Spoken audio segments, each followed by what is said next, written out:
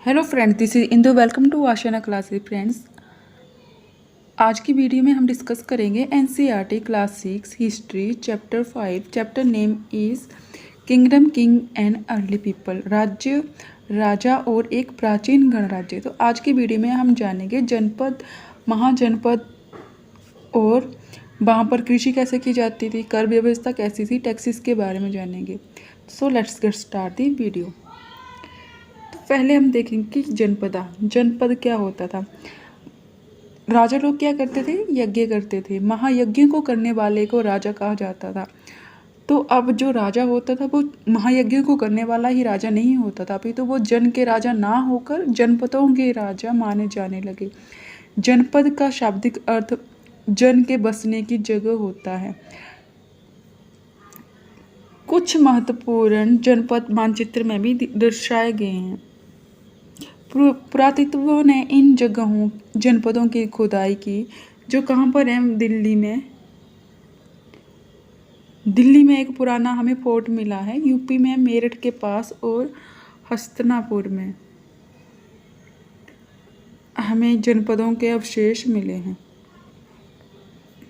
दिल्ली में हमें, यूपी में हस्तिनापुर में, और दिल्ली में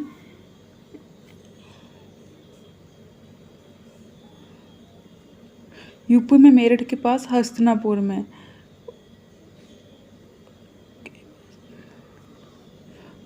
ये हमें महाजनपद मिले हैं। जनपद और महाजनपदों के नगर मिले हैं। तो जब इसकी खुदाई की गई, इन जगहों की खुदाई की, तो खुदाई से हमें ये पता चलता है कि लोग कहाँ रहते थे? झोंपड़ियों में रहते थे। और कुछ लोग कहाँ रहते थे? जानवरों में रहते थे। और कुछ जो लोग होते थे वो जंगली जानवरों को भी पालते थे। वो कौन कौन सी फसलें उगाते थे? वे चावल, गेहूँ, धान, जौ, गन्ना, तिल और सरसों जैसी फसलें भी उगाते थे। और इसके अतिरिक्त जो लोग थे वो मिट्टी के बर्तन भी बनाते थे, जैसे कि आप लोग चित्र में भी देख सकते हैं। ये जो पात्र मिले हैं हमें बर्तन के, ये बनाए जाते थे जनपद में। और इन जो पात्र मिले हैं, इनमें एक अलग प्रकार की चित्रकारी यानी पेंटिंग भी की जाती थी। जिसमें जो पेंटिंग की जाती थी वो ज़्यादातर होती थी या तो सीधी रेखाएं या सरल रेखाएं और ज्यामितीय रेखाएं खींची जाती थी। तो नेक्स्ट है हमारा महाजनपद। कि महाजनपद क्या होता था?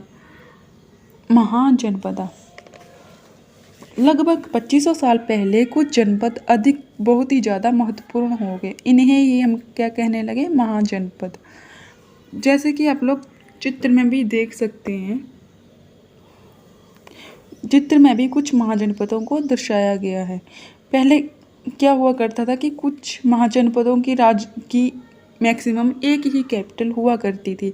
राजधानियों में क्या किया गया था? किलेबंदी की गई थी, अर्थात इनके चारों ओर लकड़ी या ईंट या पत्थर की बड़ी बड़ी दीवारें बनाई गई थी, जिनको देखकर ऐसा लगता था कि राजाओं ने आक्रमण से सुरक्षा के लिए अपने जो राज्य हैं उनकी किलेबंदी की है, या जो बाहरी आक्रमण होते हैं उनसे सुरक्षा के लिए उन्होंने चार दीवारी बना रखी थी अपने, जहाँ ऊपर भी उनकी कैपिटल हुआ करती थी।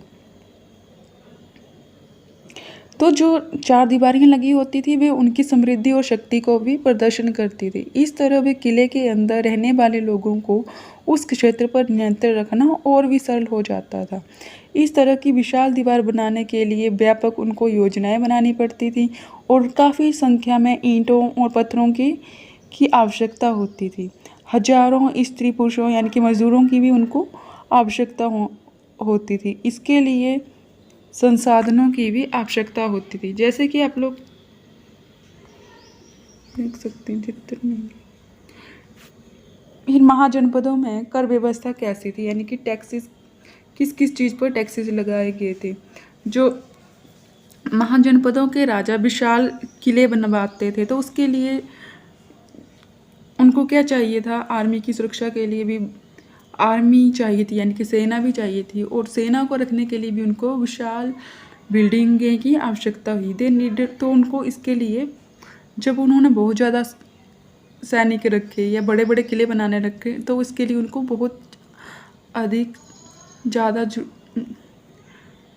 अधिक संसाधनों की आवश्यकता हुई। तो इसके अधिक जो राजा लोग थे वो टैक्सेस लगाने लगे। फिर टैक्सेस किस किस चीज़ पर लगाए उन्होंने?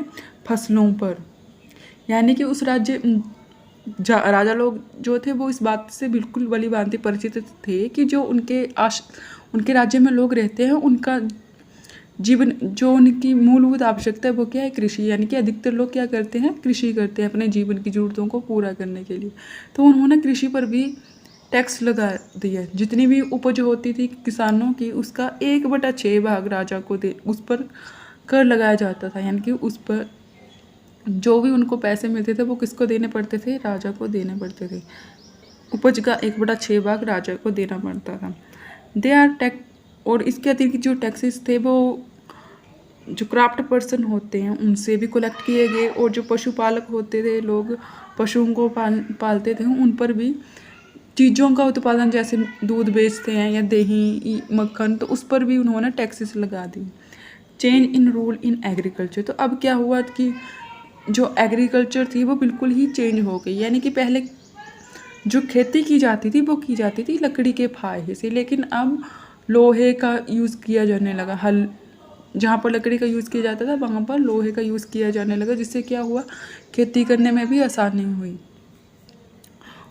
और इसके अतिरिक्त क्या हुआ कि पहले जब किसान लोग खेती करते थे तो वो जब धान की खेती करते थे तो वो बीजों को ऐसे ही छिड़काव कर देते थे। लेकिन जब उन्होंने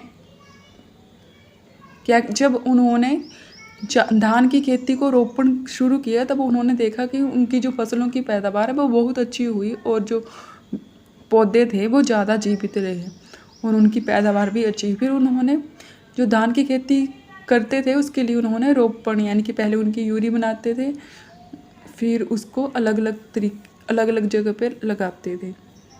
तो इस तरह कृषि में भी परिवर्तन आया।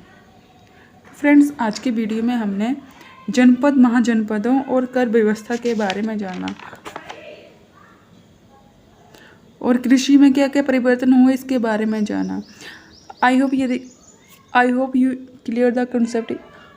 यदि आपको वीडियो इन्फॉर्मेटिव लगी हो तो प्लीज़ वीडियो को लाइक कीजिएगा और चैनल को सब्सक्राइब कीजिएगा। Thanks for watching.